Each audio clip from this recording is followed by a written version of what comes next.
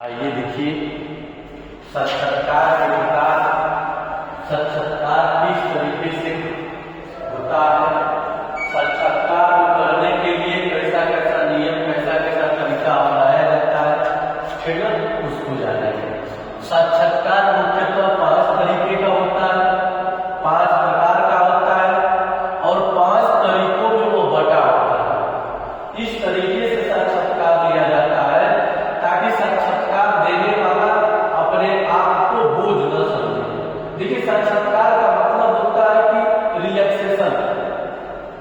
साक्षात्कार का मतलब होता है कि उत्तरदाता को एकदम रिलैक्स महसूस रहे, तब जाकर के उत्तरदाता सही से आपको उत्तर प्रदान करता है। ठीक ना? तो इसीलिए साक्षात्कार के प्रकार बताए गए, जो 5 बताए गए हैं। पहला बताया गया साक्षात्कार संरचना के आधार पर वर्गीकरण। किसके आधार पर? संरचना। संरचना का मतलब जब हम साक्षात्कार के लिए जाते हैं तो सबसे पहले क्या करते हैं? संरचना करते हैं। उसके आधार पर साक्षात्कार कितने प्रकार का होता है? मुख्यतः 3 प्रकार का होता है। पहला होता है संरचित, दूसरा होता है असंरचित और तीसरा होता है केंद्रित साक्षात्कार। संरचित का मतलब होता है कि इसमें पहले से प्रश्न निर्धारित होते हैं, जिसको हम बंद का प्रश्नावली पढ़ रहे थे, खुली प्रश्नावली, बंद प्रश्नावली। तो संरचित में पहले से प्रश्न निर्धारित होते हैं और उस प्रश्न को उत्तरदाता के सामने रखते हैं और उत्तरदाता से प्रश्न उत्तर प्राप्त करते हैं, जिसको हम संरचित साक्षात्कार कहते हैं। असंरचित साक्षात्कार वो साक्षात्कार होता है जिसमें पहले से प्रश्न निर्धारित नहीं होते हैं।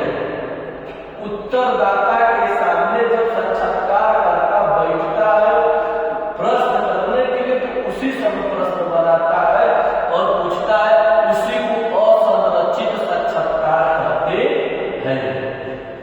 केंद्रित साक्षात्कार क्या है? केंद्रित साक्षात्कार वह साक्षात्कार है जो संरचित से भी असंरचित से भी दोनों में से दोनों को मानता है नहीं मानता, उसमें से प्रश्न उठाता है, उसी को केंद्रित साक्षात्कार कहा जाता है। हम आते हैं दूसरे प्रकार के उद्देश्य के आधार पर। आखिर साक्षात्कार का मतलब क्या होता है, साक्षात्कार का उद्देश्य क्या होता है? देखिए, कोई भी कार्य होता है, उस कार्य के पीछे कोई ना कोई उद्देश्य छिपा रहता है। हम पढ़ाने के पीछे एक उद्देश्य है। आप पढ़ रहे तो आपके पढ़ने के पीछे एक उद्देश्य है, तब जाकर के 40 मिनट समय दे रहे हैं। तो उसी तरह से साक्षात्कार का उद्देश्य क्या है? निदानात्मक।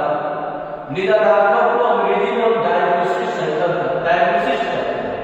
जिस प्रकार से आप डॉक्टर के पास दवा के लिए जाते हैं, आप डॉक्टर को बताते हैं कि अगर सीने में दर्द है, सर में दर्द है, घुटनों में दर्द है, तो डॉक्टर आपको सबसे पहले निदानात्मक के पास भेजता है, यानी कि डायग्नोसिस सेंटर में भेजता है। क्या करने के लिए? जांच कराने के लिए। जब आप निदानात्मक में जाते हैं तो आपका एक्सरे होता है, ईसीजी होता है, ब्लड चेक होता है, तो वहां से जांच आपको मिल जाता है।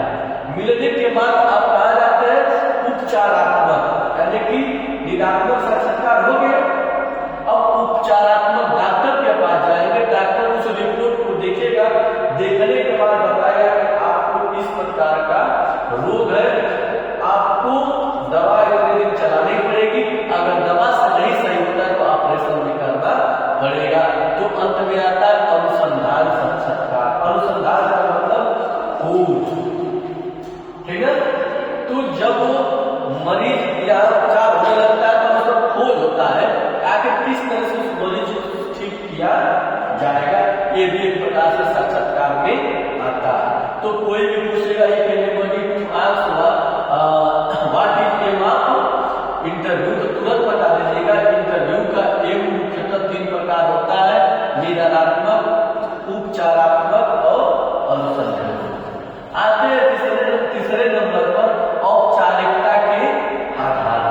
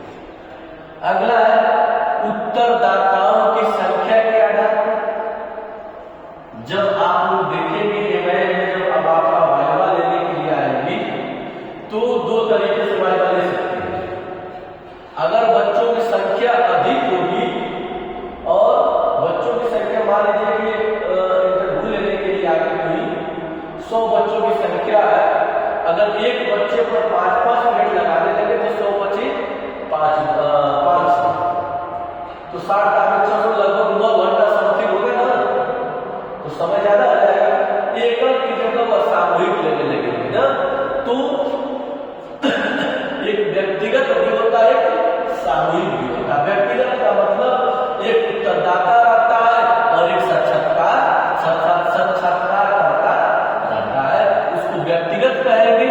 जहां एक साक्षात्कार करता रहता है और उत्तर देने वाले अधिक एक से अधिक रहते हैं, उसको सामूहिक साक्षात्कार कहेंगे।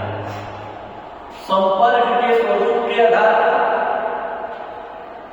ठीक है, पहला अल्पकालिक, मतलब कि थोड़े समय में, दीर्घकालिक ज्यादा समय में, और पुनरावृत्ति एक ही प्रश्न को उत्तर, जितने उत्तरदाता आते रहते हैं उनसे दोहरा करके पूछना क्या कहलाता है?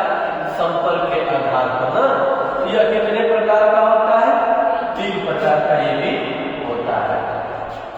अगला साक्षात्कार में निहित चरण।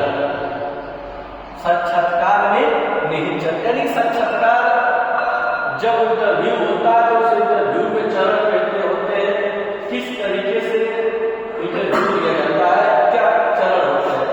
पहला चरण होता है प्रारंभिक अवस्था, दूसरा चरण होता है मध्य अवस्था, तीसरा चरण होता है अंतिम अवस्था। प्रथम चरण में जो प्रथम अवस्था है, प्रारंभिक अवस्था है, इसमें सबसे पहले प्रश्न तैयार किए जाते हैं। क्या तैयार किए जाते हैं? प्रश्न तैयार किए जाते हैं। जब मध्य अवस्था में आते हैं, उस मध्य अवस्था में प्रश्न तैयार करने के बाद क्या पूछे? इस अवस्था में साक्षात्कार के समय संचालन के लिए तैयारी की जाती है। प्रश्न तैयार द्वितीय में ना,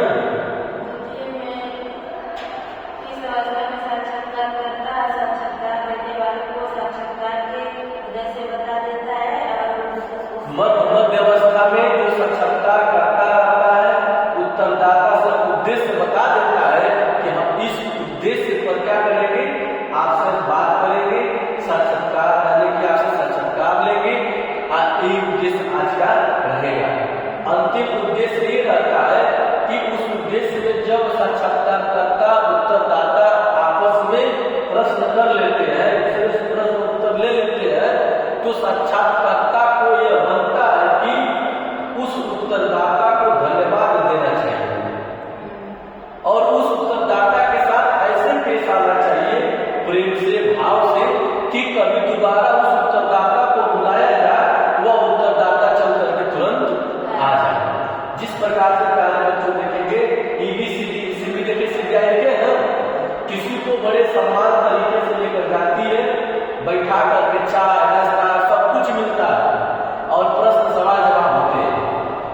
समझ रहे हैं क्यों ऐसे किए जाते हैं? क्योंकि उनका सहारा लेना होता है।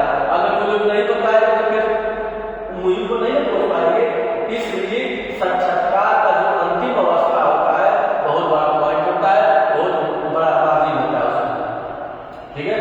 इस प्रकार से परीक्षा में अगर आता है साक्षात्कार कितने प्रकार का है लिख लेंगे, साक्षात्कार में कितने चरण है लिख लेंगे, ठीक है। धन्यवाद।